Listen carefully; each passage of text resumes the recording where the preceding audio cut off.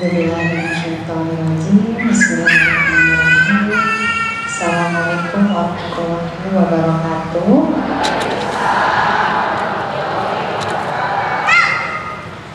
Alhamdulillah, nahmaduhu wa nasta'inuhu wa nastaghfiruh wa na'udzu billahi min syururi anfusina wa min sayyiati a'malina. Man yahdihillahu fala mudilla lahu wa man yudlil fala hadiya lahu. Asyhadu an la ilaha illallah wahdahu la syarika lahu wa asyhadu anna Muhammadan abduhu wa rasuluhu la nabiyya ba'dahu. Rabbi shrah li sadri wa yassir li amri wahlul 'uqdatam min lisani yafqahu qawli. Allahumma inni as'aluka ilman nafi'an wa rizqan thayyiban wa amalan mutaqabbalan. Ya Hayyu ya Qayyum bi rahmatika astaghfir. Aslih li sya'ni kullahu wa la takilni illa nafsi tarfata'ain. Alhamdulillah, alhamdulillah rabbil alamin. Alhamdulillah lagi dinikmati nikmat musalihat. Atas izin Allah, atas karunia Allah, kita semua dapat hadir di sini dalam keadaan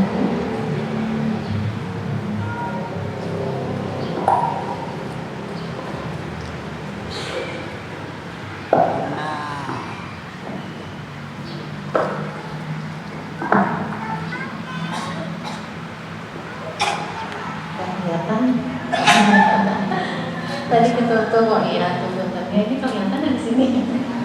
Ya alhamdulillah ya atas izin Allah kita semua dapat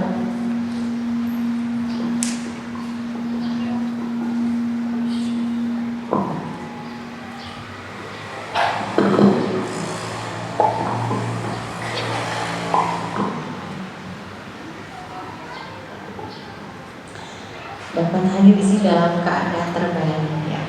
Saya bilang dalam keadaan sehat, memang lagi sehat Bu? Oh sehat, alhamdulillah. Sehat fisik Bu? Hari batinnya gimana Bu? Insya Allah ya, insya Allah menuju sehat ya, hari batin insya Allah.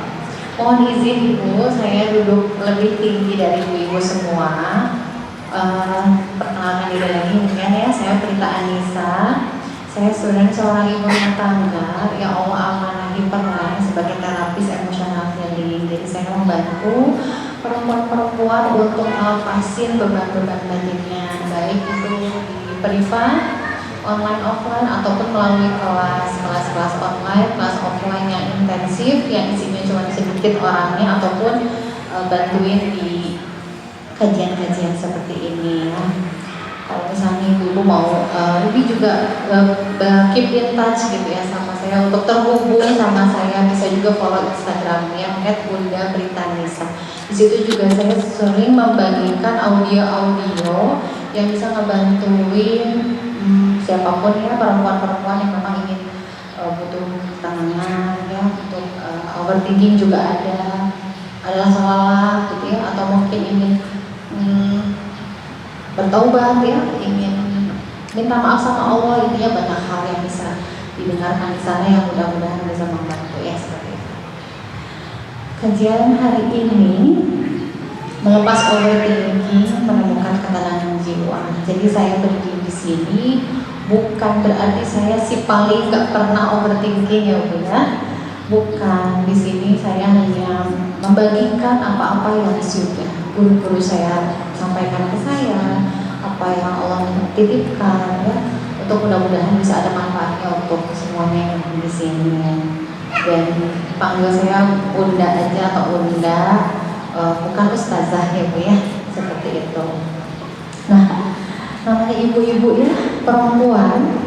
Kalau ngomongin soal overthinking, rasanya dari bangun tidur sampai tidur lagi itu banyak ya Bu yang dipikirin. Bahkan kita mau tidur aja, mau merem, pikiran tuh masih muter-muter ya Bu ya. Mau tidur udah mikirin besok masak apa, besok anak-anak dibekalin apa, terus besok ke kajian pakai baju apa. naik apa, sama siapa ya, udah mikirin ya. Kalau misalnya nanti itu Idul Fitri, Lebaran atau Ramadan ya, pagi-pagi subuh, sebelum subuh kan sahur, ini hari sahur, tapi udah mikirin nanti buka puasa pakai apa ya enggak.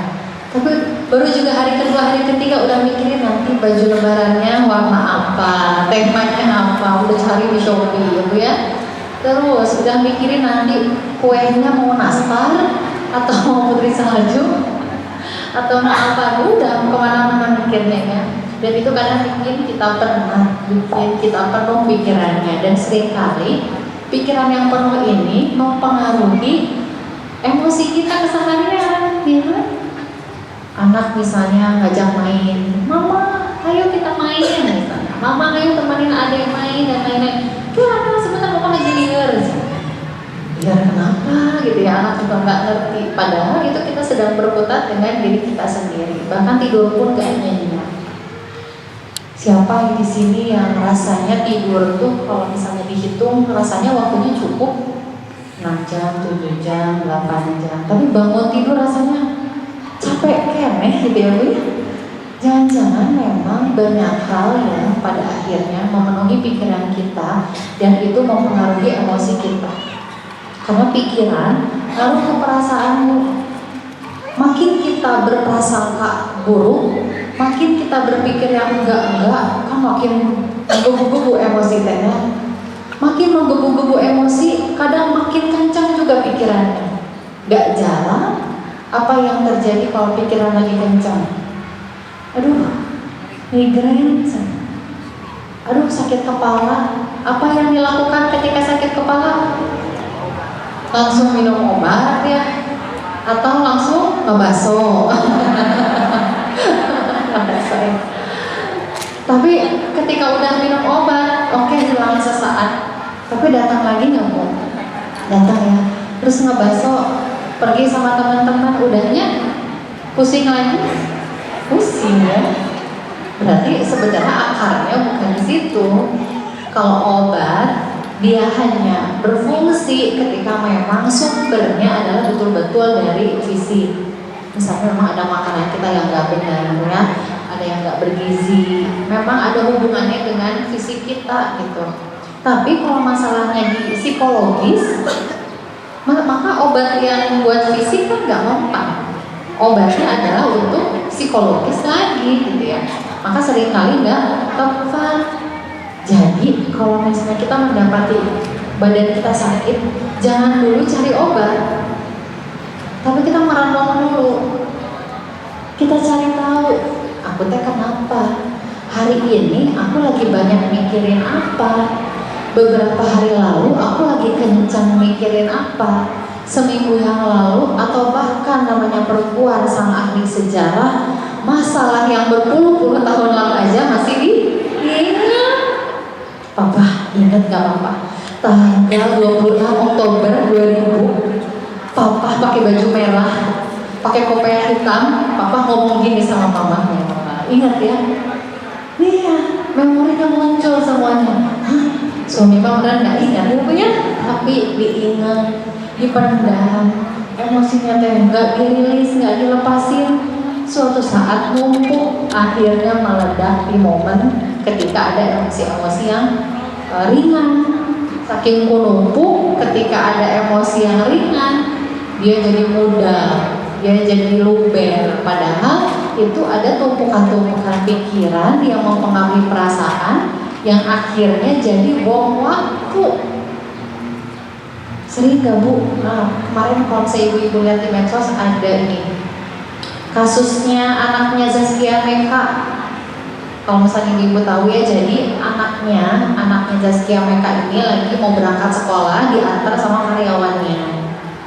Nah, di arah yang naik motor, dari arah yang berlawanan ada oknum aparat yang ngebut lah gitu. Otomatis kan kalau ngebut itu kan membahayakan. Ketika membahayakan, karyawan Zaskia ini klakson dong, otomatis memberikan peringatan gitu ya. Ting gitu kan. Kesinggung. Apa yang dilakukan sama aparatnya? Turun, langsung menghajar sampai babak belur, sampai helmnya rusak. Kalau kata kita mah pirage gitu ya. Gara-gara gitu doang itu kenapa? Tumpukan emosi. Itu laki-laki yang biasanya apa? Diminta sama orang tuanya, jangan nangis, laki-laki nggak boleh cengeng, laki-laki harus kuat. Oke. Dia akan menafsirkan arahan kita bahwa nggak boleh nangis kata mama.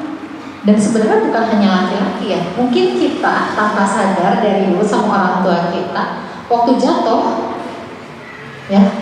nih, luka, jem kuat, gak apa-apa, gak sakit, semangat, yuk jajan es krim, yuk apa, gak sakit ya, padahal kerasa sakit, gak mau dibohong, enggak juga sakit ya, benar kan?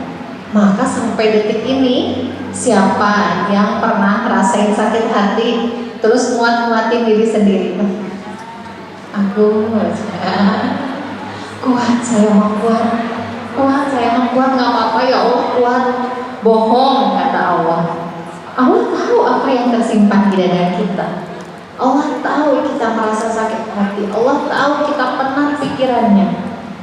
Coba sekarang saya mau coba Bu, Ibu merem nih sekarang. 1, 2, 3. Bu, jangan bayangin gajah. Kebayang gak gajahnya?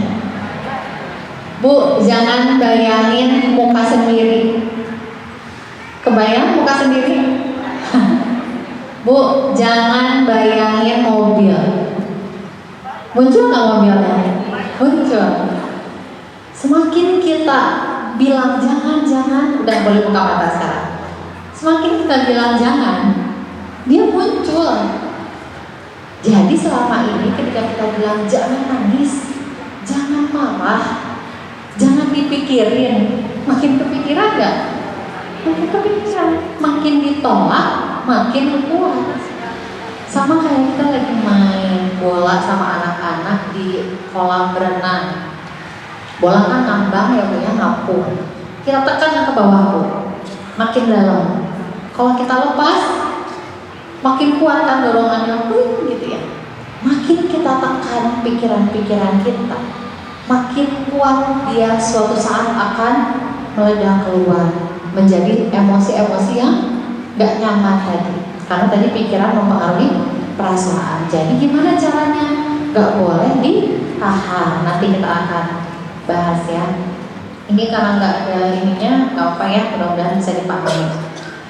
Terus Bu, kalau misalnya kita overthinking, kita kan sebenarnya mikirin hal yang baik, mikirin biaya sekolah anak, misalnya mikirin pendidikan anak, mikirin apapun lah, intinya kan hal-hal positif lah ya.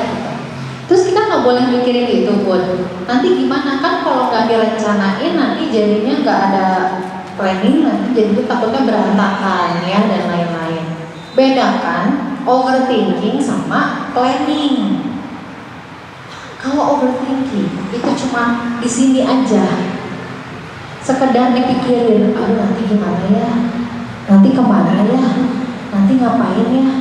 Kalau planning kita jelas-jelas mungkin sambil ditulis ya, nanti anak sekolah tahun sekian, biaya sekolah tahun ini sekian, tahun depan berarti sekian. Oke, berarti aku harus apa yang bisa dilakukan ikhtiar aku untuk bisa memenuhi itu.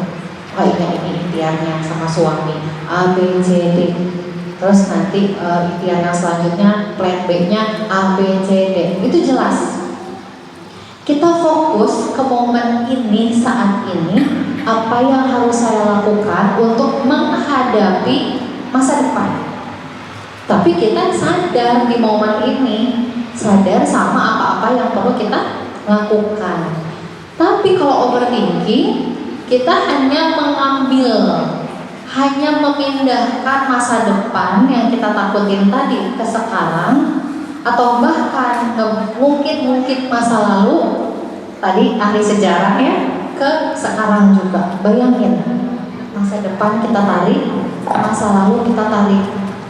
Puyang nggak tuh si masa kini? Puyang ya. Bukan berarti kita nggak boleh ngebahas masa lalu. Ada waktunya. ada waktunya. Ngebahas masa depan juga ada waktunya, tapi tidak berlarut-larut. Kalau perencanaan pada akhirnya akan membuat tenang. Kalau overthinking malah bikin gelisah. Jadi kalau planning, kita sadar apa yang harus kita lakukan dan menitipkan hasilnya kepada Allah. Kan kalau overthinking seringnya kita mau memastikan hasil. Siapa di sini yang pengen banget memastikan hasil? Contoh, suami aku harus gini. Suami teh harusnya peka dong. Suami teh harusnya rajin ke kajian, jangan cuma ibunya aja dong. Anak tuh harusnya gini dong. Anak tuh harusnya gitu dong. Teman aku tuh harusnya gini dong. Ini tuh dasar banget, basic banget sebagai manusia harusnya ngerti, harusnya gini, harusnya gitu. Tahukah Anda, semakin kita memastikan hasil, makin capek. Karena hasil adalah makomnya Allah. Siapa kita yang berani-beraninya ikut campur sama makomnya Allah? Gak ada seujung kuku kita bisa ngurusin urusannya Allah. Kamu hamba, kerjain tugas kamu. Kamu perannya apa nih di dunia ini? Oh, sebagai ibu, oh sebagai istri, oh sebagai anak, oh sebagai teman. Lakukan yang terbaik. Karena balasan dari Allah itu gak selalu sama seperti apa yang kita tabur. Kadang kita mikirnya kalau kita nabur cabai, hasilnya cabai. Kalau kita berbuat baik sama teman kita pasti baik sama kita. Padahal enggak, belum tentu. Kita nabur cabai, siapa tahu Allah kasih yang lain rezekinya gitu ya. Kita nggak pernah tahu.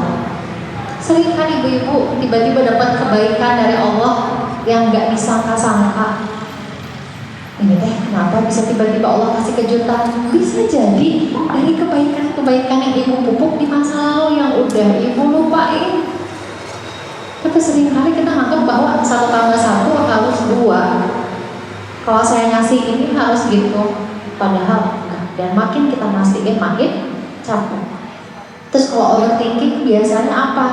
Reaksi yang muncul di tubuh kita tadinya nggak bisa tidur, ya baru mau tidur udah masih mikirin apa yang terjadi hari ini ya. Kemudian merasa bersalah berlebihan, pernah nggak?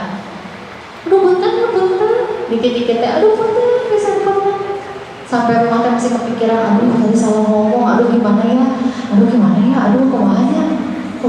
Padahal udah minta maaf misalnya, udah clear gitu ya. Tapi sampai rumah masih, gimana? Aduh gimana ya, aduh nggak bisa tidur ya. Sebenarnya perasaan bersalah itu baik, tandanya hati kita masih hidup. Allah masih hidupkan hati kita dengan rasa bersalah. Tapi kalau jadi berlebihan, mengganggu produktivitas, ya, mengganggu pekerjaan kita, kan jadinya nggak nyaman, ya. Terus biasanya manusia perempuan juga yang khususnya, kalau overthinking itu tandanya coba aja kalau gini. Pernah ya? Kalau misalnya suami nih, balada perempuan ya, suami misalnya kita tuh mau pergi kemana gitu ya, atau mau memutuskan sesuatu. Pendapat si ibu teh A misalnya, "Pak, kalau kata aku berangkatnya jam 8 aja, Pak." Terus kata si papa teh, "Santai lah, jam 9 aja, udah gak diburu-buru ini. Atau ini nanti macet, Pak," dan lain-lain gitu ya. Terus kata bapaknya, "Enggak, udah percaya aja. Istri mah memang tugasnya nurut. Mereka macet, bener." Apa kata ibunya? Tuh kan? Kok terlalu juga apa? Kok terlalu juga apa? Makanya dengerin dong omongan bapak. Selama lagi panjang, makanya lain kali ada bapak tuh nurut sama mama ya, kita jadi menyesali apa yang sudah terjadi. Coba aja papa nurut aku. Coba aja. Padahal itu bagian dari takdir Allah. Tapi kan kita bisa ikhtiar pun, ya enggak? Tahu enggak keistimewaan perempuan? Kan perempuan tugasnya nurut sama suami selama tidak melanggar syariat. Keistimewaan perempuan adalah dia nggak pernah rugi ketika nurut sama suami. Kita menyarankan hal yang baik, pahala. Terus pada akhirnya kita nurut sama suami, pahala. Dan ketika keputusan suami ternyata salah, kita nggak kecipratan apa-apa. Itu jadi tanggung jawabnya suami. Kalau misalnya ternyata ada kesalahan dari keputusan dia, keputusan-keputusan itu kan tanggung jawabnya dia. Kita nggak sedikit pun berkurang pahala kita. Kenapa? Ya Allah, saya taat sama suami saya. Dia tidak melanggar syariat, dia nggak meminta saya untuk melakukan dosa. Maka inilah bukti taat saya kepada Engkau ya Allah melalui taat saya kepada suami. Jadi istri itu sebenarnya nggak pernah rugi. Cuma selama ini yang bikin kita ngerasa rugi apa? Ego. Tapi sekarang fenomena perempuan itu ditakutin sama suaminya. Suami-suami takut istri, ibu itu jadi singa di dalam rumah gitu ya. Padahal sejatinya istri itu sebenarnya kan wakilnya suami lah gitu ya. Tapi kenapa sekarang bergeser? Ya itu tadi kadang ada paham-paham feminisme yang masuk ke dalam pikiran kita melalui media sosial tanpa sadar menggerogoti pemahaman kita tentang bagaimana peranan suami dan istri. Itu biasanya ya fenomena-fenomena seandainya bagaimana jika. Padahal kalau di hadis riwayat Muslim ada hadisnya kan ya, jika engkau tertimpa suatu musibah, jangan engkau katakan seandainya. Karena apa? Itu membuka pintu setan ya. Setan itu kan masuk secara halus ke dalam pikiran kita. Bukan hanya terkait dengan pasangan, bisa jadi sama orang lain. Contoh, kita nih ibu-ibu diajak jalan-jalan sama suami ke kota, misalnya ke tengah kota, ke taman kota gitu ya, menikmati pemandangan, terus makan makanan enak, jajanin sama suami. Senang tuh kita ya Bu, bersyukur. Alhamdulillah, syukur, senang. Sampai rumah, buka HP, ngelihat status teman liburannya ke luar kota. Syukurnya masih ada nggak? Syukurnya masih ada nggak? Biasa rada terkikis sedikit sih gitu ya. Karena apa? Ngebandingin. Sebenarnya hidup kita baik-baik aja. Yang bikin nggak baik-baik aja apa? Karena kita membandingkan hidup kita dengan orang lain. Ya kan? Hati-hati ya. Coba aja kalau aku liburan ke luar kota, pasti aku lebih bahagia. Makin pusing, overthinking lagi. Gimana caranya supaya minggu depan, bulan depan aku bisa keluar kota? Padahal kenapa setiap orang berbeda-beda? Kita nggak bisa membandingkan, menyamakan beban-beban, nikmat-nikmat yang orang lain dapatkan dari Allah. Ilustrasi yang lain, ibu-ibu paling berat itu biasanya ngangkat apa? Galon, apa gas? Galon lah ya, galon misalnya galon. Galon itu berapa kilo ya? Kita anggap misalnya 10 lah misalnya ya, 10 kilo. Ada di sisi lain ada seorang atlet yang biasa mengangkat beban 20 kilo.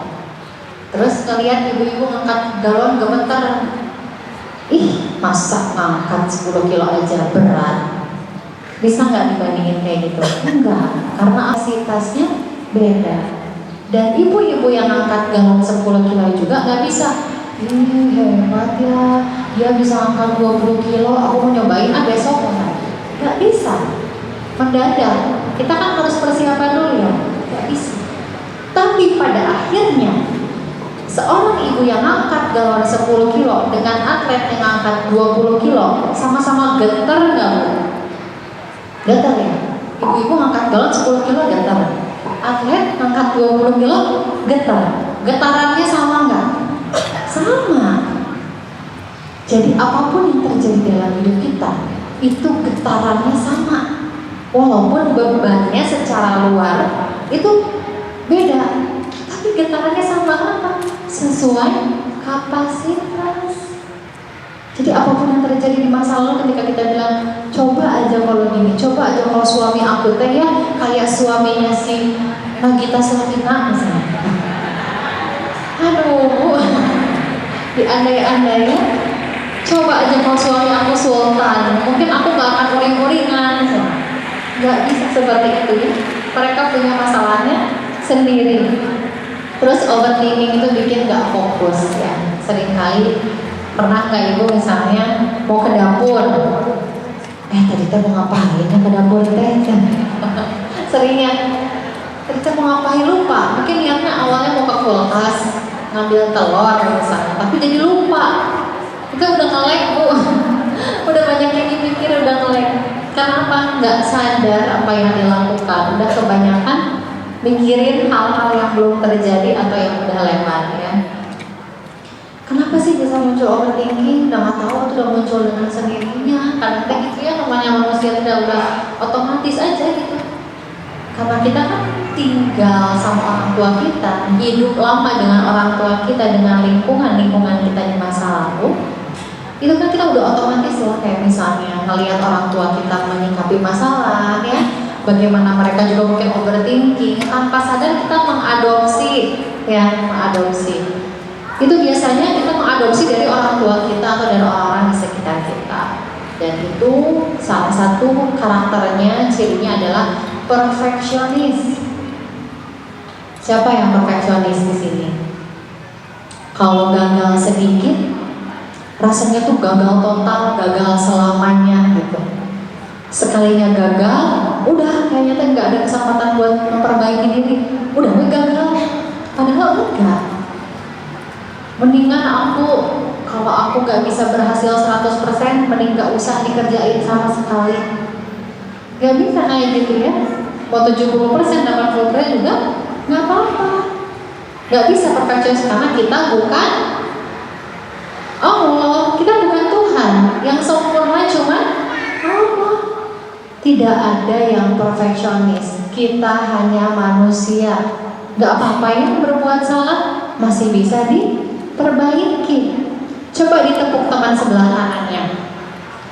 Jangan perfeksionis ya.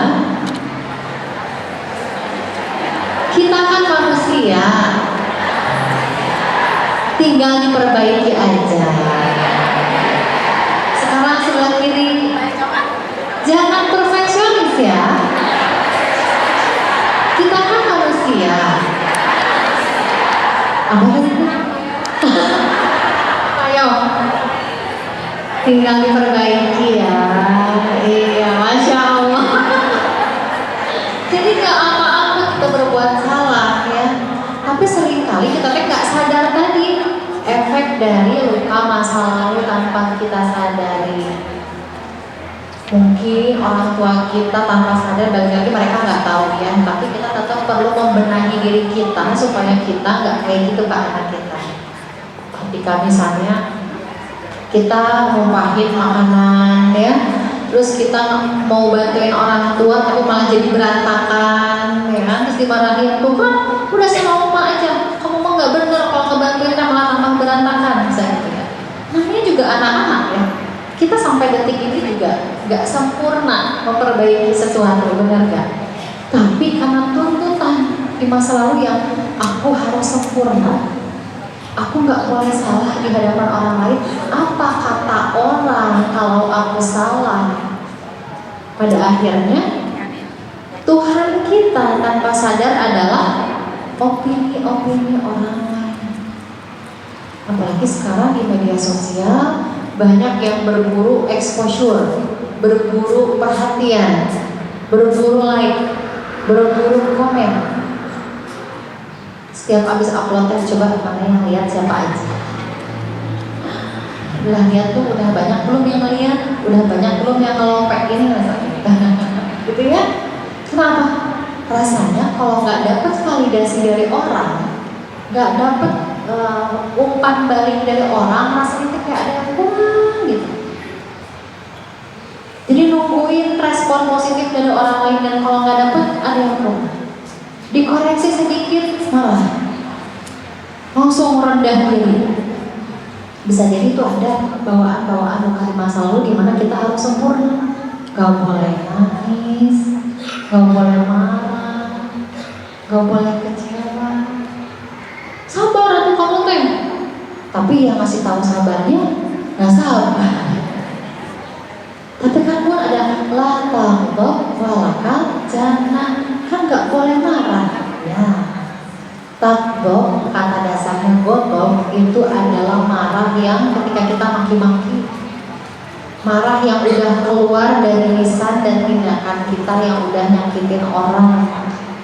Tapi selama marahnya masih ada di sini, kita proses dengan tepat, itu akan menjadi marah yang dibolehkan selama tidak menyakiti orang lain dan tidak menyakiti diri sendiri. Tapi seringnya orang yang nahan, beliau juga misalnya nggak bisa mengelola emosinya, gimana cara ngeluarinnya dengan tepat, akhirnya jadi sakit fisik tadi ya, migrain atau ada mah ya, kabul, asam lambung. Jadi marah yang besar, yang lama, dan itu dilampiaskan sama orang lain terus-menerus berpotensi penyakit jantung. Ada penelitiannya. Orang yang sering marah-marah keluar, maki-maki orang, potensi jantung, potensi ya. Gak semua kayak gitu. Jadi kalau ada yang kalian nemu orang yang sakit jantung, jangan langsung dijudge ya. Ayo masuk mabuk enggak. Ini buat introspeksi diri kita. Dan untuk orang yang sering memendam marahnya, tahan, potensinya ke kanker. Jadi baik dilampiaskan ke orang maupun ditahan sama diri sendiri, sama-sama berpotensi penyakit. Terus gimana tuh? Serba salah nih. Nanti kita praktek di akhir. Gimana caranya kita rilis tapi nggak ke orangnya langsung. Mungkin ibu-ibu di sini sering ya ada ikut kajian healingnya. Kan boleh sebenarnya selama kita nggak ngomong ke orangnya langsung, nggak di depan orangnya, kan nggak menyakiti dirinya, tapi lega karena nggak nyakitin diri. Itu ya bukan masa lalu. Seberapa sering kita diminta sempurna, diminta selalu baik-baik aja, jadinya keseringan pakai topeng. Aku mah udah ceria bun, aku mah ya brandingnya orang-orang mengenali aku sebagai sosok yang ceria. Tapi sayangnya nggak semua ya, kebanyakan orang yang terlihat paling ceria dan paling bahagia, yang paling pintar menyembunyikan perasaannya. Dilihat nggak ada yang ketawa? Apakah itu dirimu bun? Walau alam ya, intinya nggak semua seperti itu. Ini untuk jadi refleksi diri aja. Aku gitu nggak ya? Selama ini aku tuh jadi penghibur mungkin ya. Jadi bikin orang senang, bikin orang ketawa, tapi lupa menjadi penghibur untuk diri. Kita sering melukin teman kita, mepuk-pukin teman kita. Tapi pernah nggak sih mepuk-pukin diri sendiri? Kayaknya jarang gitu ya. Terus apalagi penyebab overthinking? Pengen mengendalikan semuanya. Siapa ibu teh memangnya avatar? Mengendalikan air, udara, tanah? Gak bisa ya. Tadi seperti yang dibahas di awal, kadang kita ingin mengendalikan hasil. Suami harus gini, anak harus gini, makin ngendaliin makin capek karena bukan ranah kita. Terus gimana cara mengurai overthinking pun? Ibu, biasanya kalau overthinking itu tentang apa aja, Bu?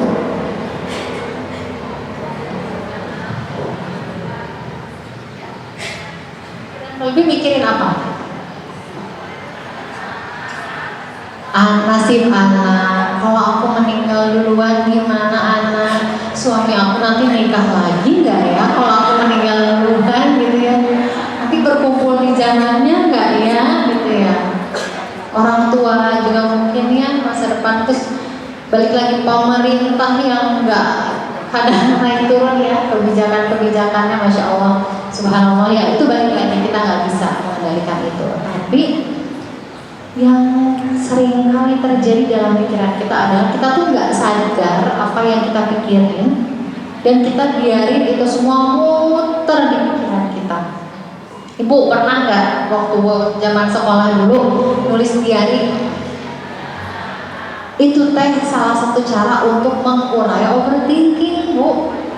Jadi jangan dikira nulis diary hanya untuk anak sekolah. Ibu-ibu juga perlu.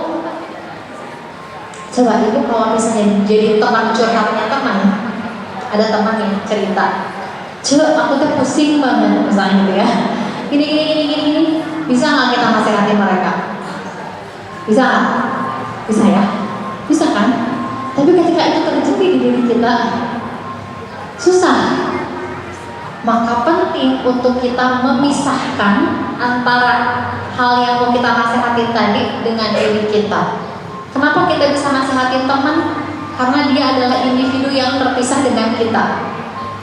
Maka untuk pikiran yang penuh juga kita pisahin dengan diri kita dengan cara nulis.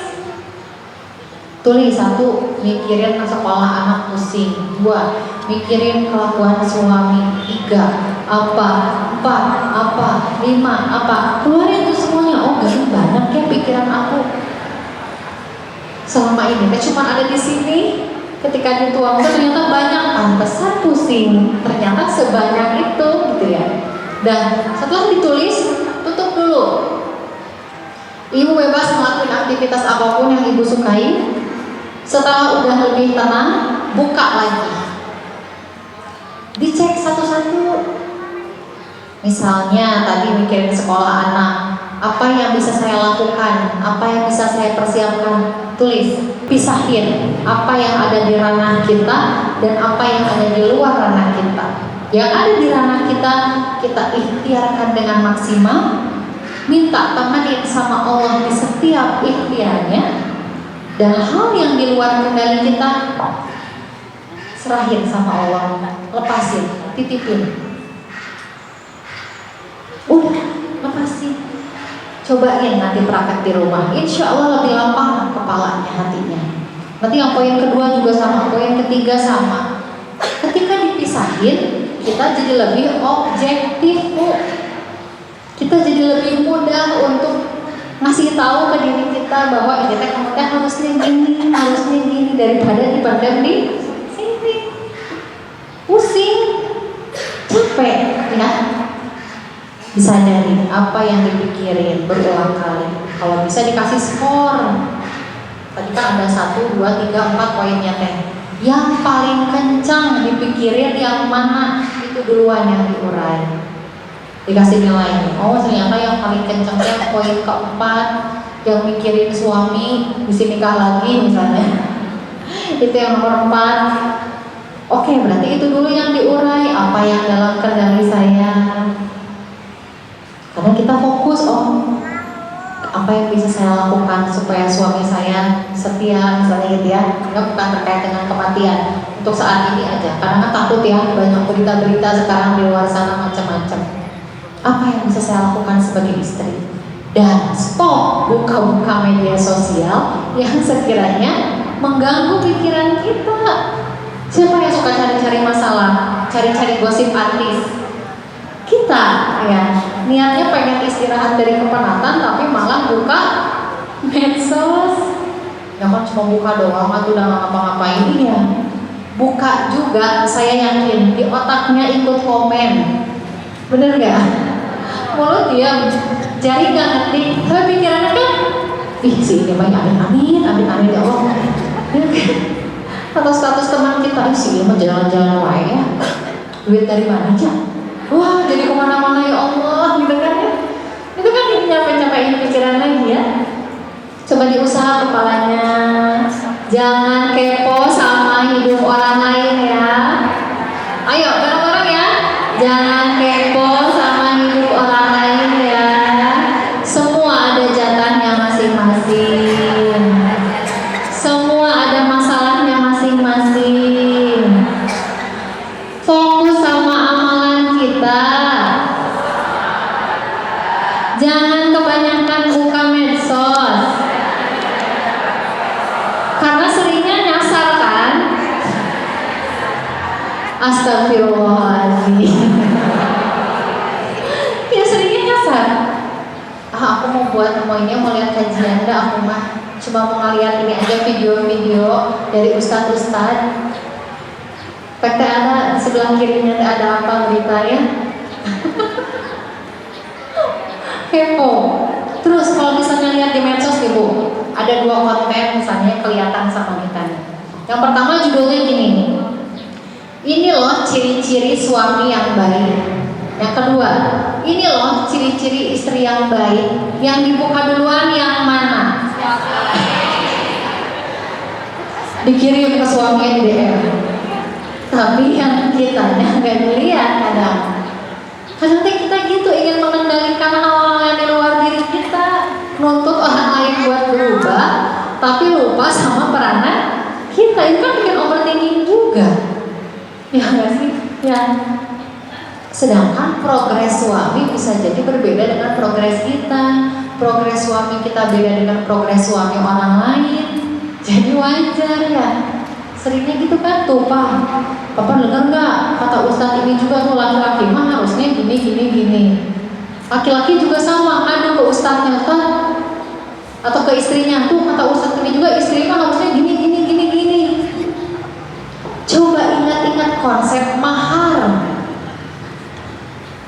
Seorang calon suami diminta untuk memaksimalkan pemberian maharnya yang terbaik sesuai dengan kemampuan, yang terbaik yang kamu bisa.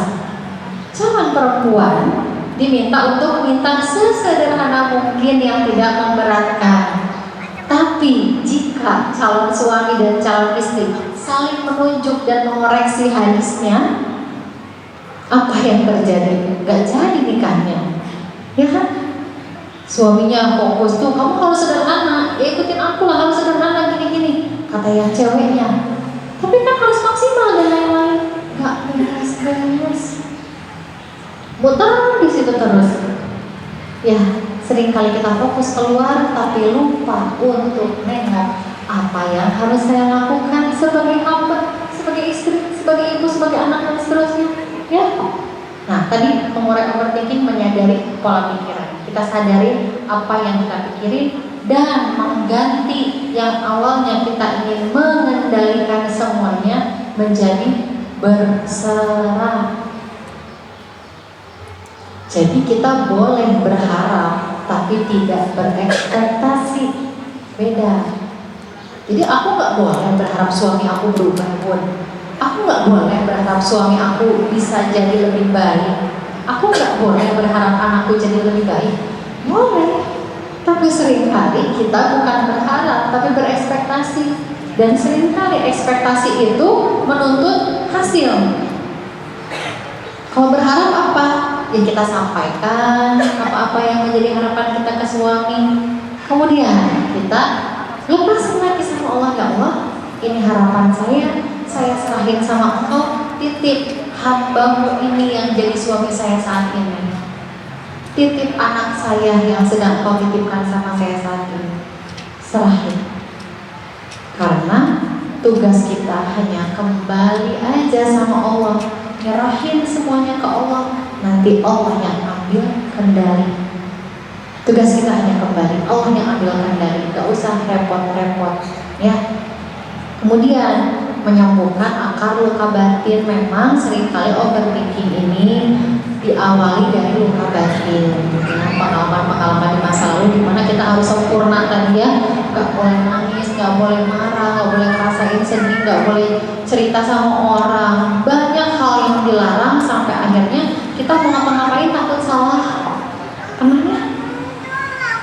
Mau ngelakuin ini takut salah. Tapi asal ngerasa butuh untuk melakukan itu gitu. Tapi takut salah. Dibikinin lagi, overthinking lagi ya. Terus mau nangis, ibu mah harus kuat. Ibu mah gak boleh sakit, ibu mah gak boleh nangis, Wonder Woman. Enggak, kata siapa? Seberapa banyak perasaan-perasaan, emosi-emosi yang kita tekan,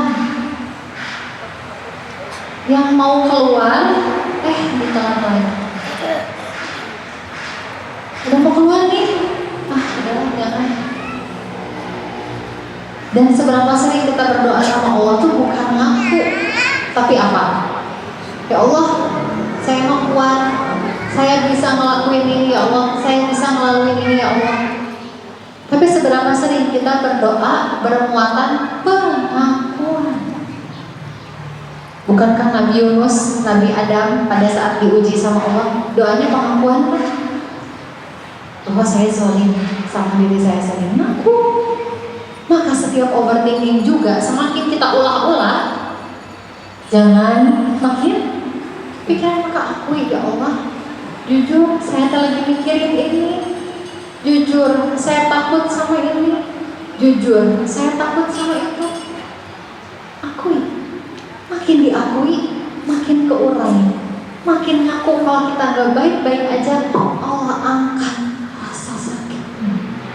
Daripada terus kita tahan, jangan. Jangan itu boleh, tapi untuk sementara. Ketika kita lagi ngobrol sama teman, tiba-tiba nyesek, tahan dulu. Tapi ketika udah di rumah, udah menghamparkan sajadah, tidak ada lagi hijab antara kita dengan Allah, ngaku. Dan pada saat di momen ini, nanti di akhir juga ngaku aja. Kita fokus sama diri kita sendiri, bahwa saya capek pikiran, capek hati, masalah ini aja gitu ya. Dan setiap kali overthinking, kita menuntut diri kita untuk sempurna ya. Dan semakin kita menuntut diri kita sempurna, saya yakin kita akan menuntut orang lain juga sempurna. Jadi apa sikap kita ke orang lain, itu proyeksi sikap kita ke diri kita. Coba cek, tidak bisa mentoleransi kesalahan suami dan anak-anak, biasanya ibu juga nggak bisa mentoleransi kesalahan ibu. Ketika ibu ngelakuin salah, ibu pasti nyalahin diri. Tuh kan salah, udah mending gak usah ngomong aja deh. Atau takut disalahin sama orang tanpa sadar. Jadi sikap kita ke orang lain itu biasanya sikap kita ke diri kita juga.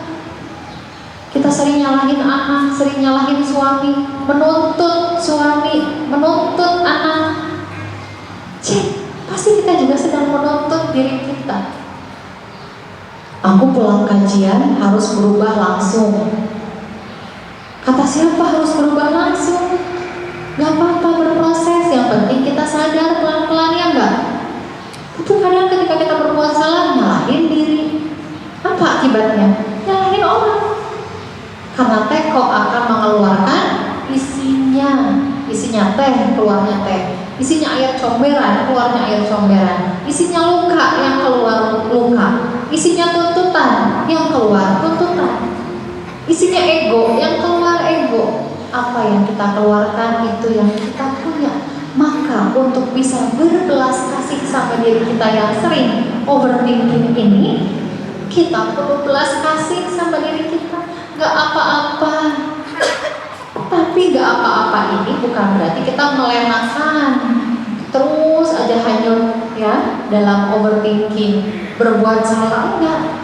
Justru bukankah kita lebih senang dikoreksi dengan cara yang baik daripada dituntut, benar nggak?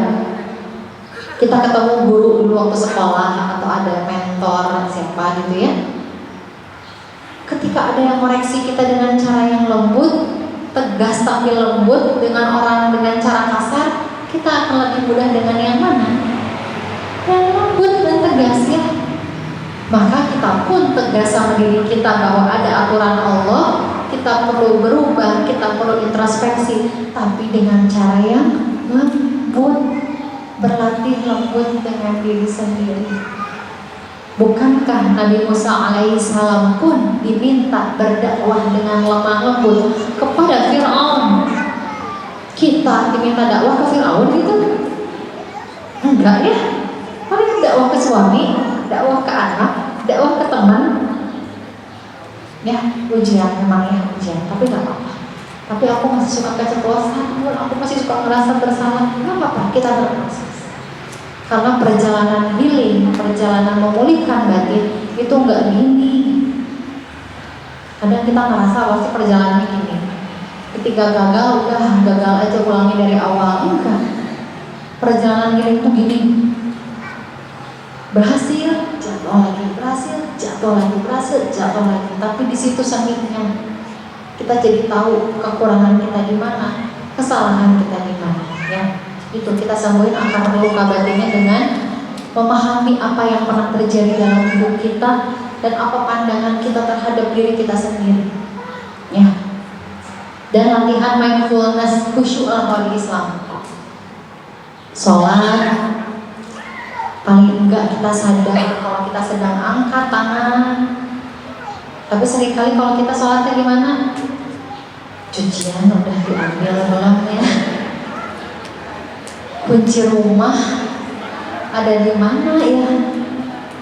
Iya ada di sini ada, ingat ada di kantongan belum. Tiba-tiba semua yang kita lupa ingat pada saat sholat. Idealnya kan memang kita walaupun mungkin belum tingkatan khusyuk yang tinggi, paling enggak kita tahu apa yang kita ucapkan. Bismillahirrahmanirrahim. Hanya walaupun belum tahu artinya, misalnya, paling enggak kita bisa mensinkronkan. Kita ngomong Bismillah, di sini juga connect. Bismillahirrahmanirrahim. Kita menyadari gerakan bibir kita, menyadari gerakan tangan kita, nikmat. Apalagi kalau kita bisa memaknai artinya. Bahkan di Quran surat Al-Fatihah aja itu kita sedang hamba dan meminta pertolongan Allah kan ya. Iya, hanya nasta'in. Hanya padamu hamba meminta, hanya padamu hamba memohon pertolongan. Itu kan lagi minta pertolongan. Dan setiap bacaan salat sebenarnya ini kita sedang menyerahkan semua sama Allah. Dan ketika sujud, di posisi kepala kita yang paling rendah, disitulah koneksi kita kepada yang paling tinggi, yang maha tinggi terjadi. Luruh semuanya overthinking kita. Pasir Allah overthinking kita. Itu dah Allah teh bager kan, maha baik Allah nyediain waktu 5 kali sehari minimal, belum sama yang sunnah, untuk kita update status sama Allah. Tapi seringkali kita update-nya gimana? SW. Mau update status tentang suami, semua di hide. Yang bisa lihat cuma suami. Di setting ya, teman-teman gak boleh lihat, yang bisa lihat cuma suami. Ke Allah dulu ya, update status sama Allah. Kalau lagi hide gimana? Disediakan waktu, seperti halnya sholat. Duhur, asar, maghrib, isya. Kita update di sana, ya Allah. Tadi gak ada kejadian ini, tadi gak ada rasa takut ini, ya Allah, update aja. Enak. Kita ngerasa hidup kita ditemenin sama Allah. Kita khusyuk menjalani kehidupan, sadar bahwa Allah melihat kita, Allah temenin kita. Dimulai dari hal yang kecil. Minta temenin pada saat beraktivitas, pada saat berangkat kajian, ya Allah. Saya mau jalan, tolong jagain kakinya, langkah kakinya, tangannya, semua anggota tubuhnya, jagain pikirannya. Kita nggak bisa jalan ke sini kalau bukan Allah yang nolongin. Kita nggak bisa ngedip kalau bukan Allah yang nolongin. Maha besar Allah kan. Pernah nggak kepikiran kenapa kita minum nggak langsung keluar air yang bawah? Kan aneh ya, minum langsung keluar kayak bolong gitu kan? Enggak. Sebegitu apiknya Allah mengatur hidup kita, maka mudah bagi Allah untuk membalikan keadaan kita dari yang penuh overthinking jadi ringan dan damai jiwanya. Latihan sadar beraktivitas. Tapi kan ibu-ibu mau multitasking pun, ya untuk hal-hal yang ringan bolehlah multitasking. Tapi kalau bisa dikurang-kurangin multitaskingnya, ya. Lagi masak, fokus masak. Jangan dulu mikirin ya, enggak. Lagi nyuci, fokus nyuci. Yang bisa disambi boleh 2 aktivitas yang ringan, disambi boleh. Tapi diupayakan sadar 1 aktivitas ya. Dan untuk menemukan ketenangan jiwa, kita tentunya perlu menerima hal yang ada di luar kendali kita. Biasanya menerima itu adalah hal yang paling menantang. Emosi yang hadir dalam hidup kita itu hadiah dari Allah yang perlu kita terima. pikiran yang tiba-tiba hadir, itu juga Allah yang izinkan, maka terima. Takdir orang di sekitar kita, itu juga terima. Walaupun takdirnya melalui orang lain, sikap pasangan, sikap anak, tapi tetap tujuannya adalah ke kita. Walaupun melalui wasilah orang lain, tapi itu alamatnya nggak nyasar buat kita. Dan ketika paket sudah sampai atas nama Ibu siapa Bu? Ya, paket atas nama Bu Ito. Ya udah, emang perlu diterima sama Bu Ito, bukan orang lain. Maka setiap yang terjadi dalam hidup kita walaupun melalui orang lain, itu pesan cinta Allah untuk kita spesial.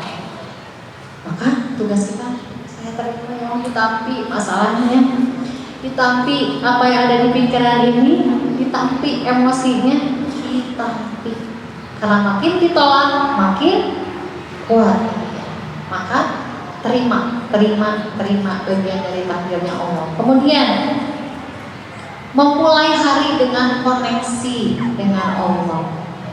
Seringkali kita baru bangun udah mikirin apa. Coba bangun tidur tuh benar-benar sadar, alhamdulillahilladzi ahyana ba'da ma amatana wa ilaihi nusyur. Ambil wudu, ya, sholat. Setelah sholat kita bilang sama Allah, ya Allah, hari ini saya rencana mau masak buat anak, buat suami, saya mau nyiapin pakaian mereka, saya mau beres-beres rumah, saya mau berangkat kajian, terus jemput anak, temenin ya Allah. Jadi udah connect di awal hari itu sama Allah tuh udah connect.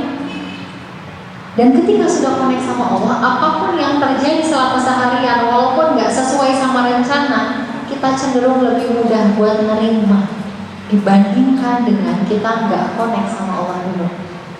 Karena ketika kita udah connect, kita tahu bahwa ini yang terbaik dari Allah.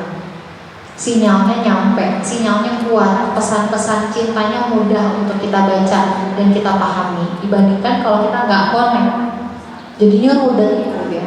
Jamar aja terus ya. Terus apa? Menurunkan ekspektasi. Ketika kita sadar anak masih usia sekian, terima kalau misalnya anak belum bisa seperti apa yang kita mau. Begitu juga dengan suami. Mungkin kadar pemahaman suami dengan kita beda, ya. Kita lebih banyak hadir di kajian, suami belum misalnya. Terima dan turunkan ekspektasi bahwa perubahan kita tidak sepesan suami misalnya. Gak apa-apa, turunkan ekspektasi. Tapi menurunkan ekspektasi ini bukan berarti kita berhenti dakwah kepada mereka.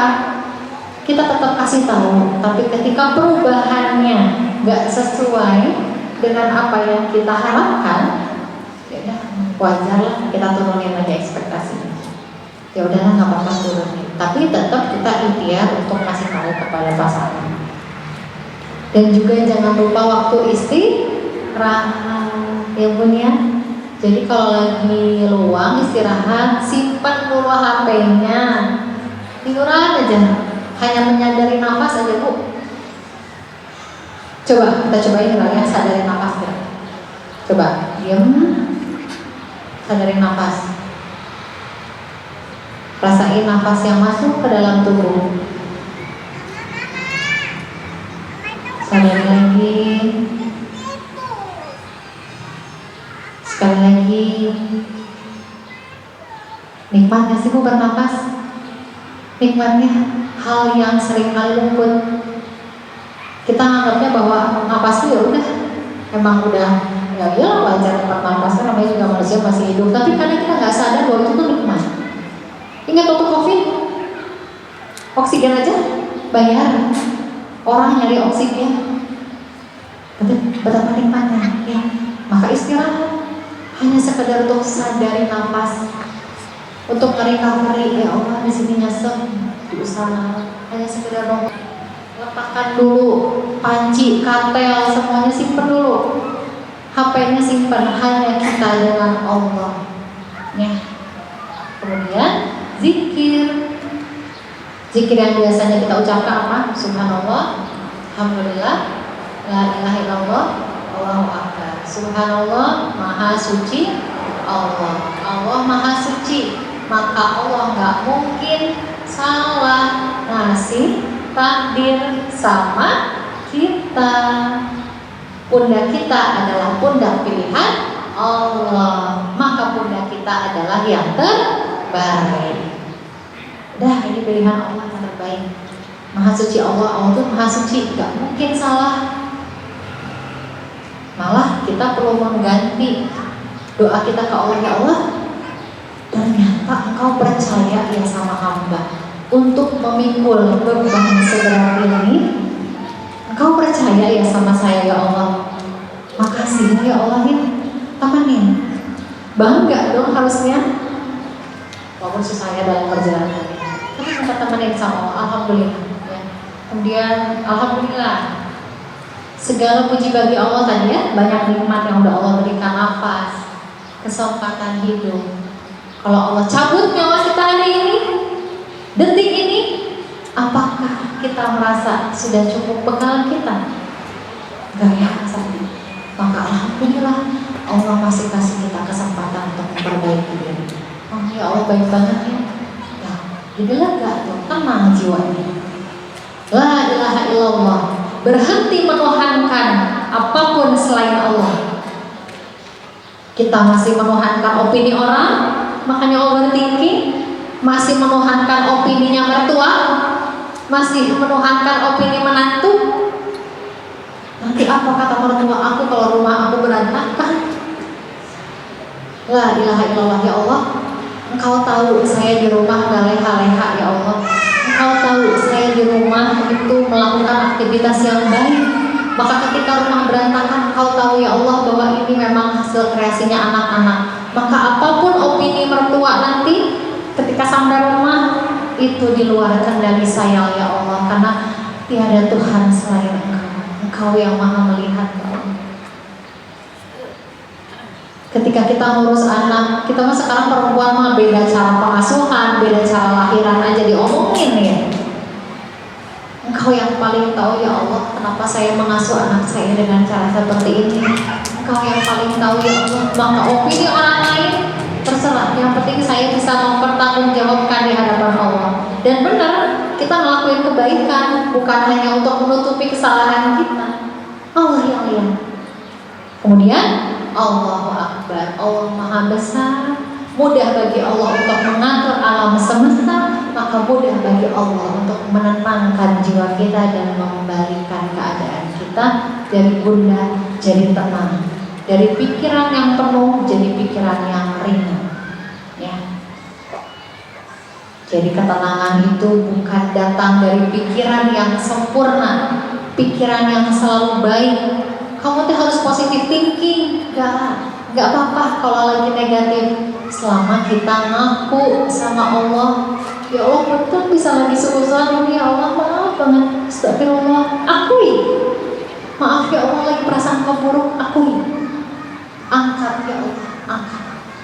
Ya, jadi ketenangan itu bukan hadir dari pikiran yang sempurna, yang harus selalu baik setiap waktu, tapi dari hati yang berserah kepada Allah. Datangnya dari Allah, kita kembali. Ya Allah, ini emosi dari Engkau, angkat, saya kembalikan. Pikiran penuh, saya akui. Dari syaitan mungkin ya Allah, ya saya akui saya lagi suuzon banget nih sama orang.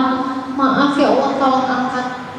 Akan lebih mudah untuk terangkat dibandingkan dengan kita bilang jangan suuzon, jangan iri, jangan. Dan semakin jangan makin keingat, ya seperti itu. Ya Allah, hamba kembalikan rasa gak nyaman dan pikiran yang penat ini kepada Engkau ya Allah ya. Sebutin apa aja perasaan Anda sama Allah, rasa sedih, rasa marah sama siapa, sebutin. Angkat, minta Allah angkat. Apa yang Anda pikirin ya Allah, yang saya pikirin saat ini adalah apa? Silakan sebutin 1, 2, 3, 4, sebutin satu-satu. Tolong angkat, ditutup dengan tolong angkat ya Allah ya. Sebutin satu-satu apa yang Anda pikirkan, rasakan di momen ini tadi. sebutin satu-satu, dan semua itu ya Allah tolong angkat, ambil lagi ya Allah, ganti dengan ketenangan.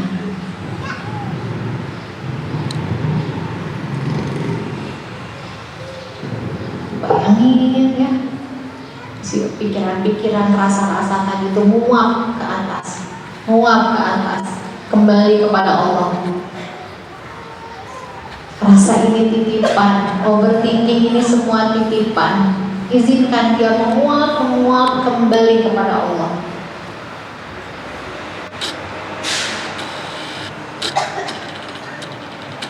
Bagus sekali.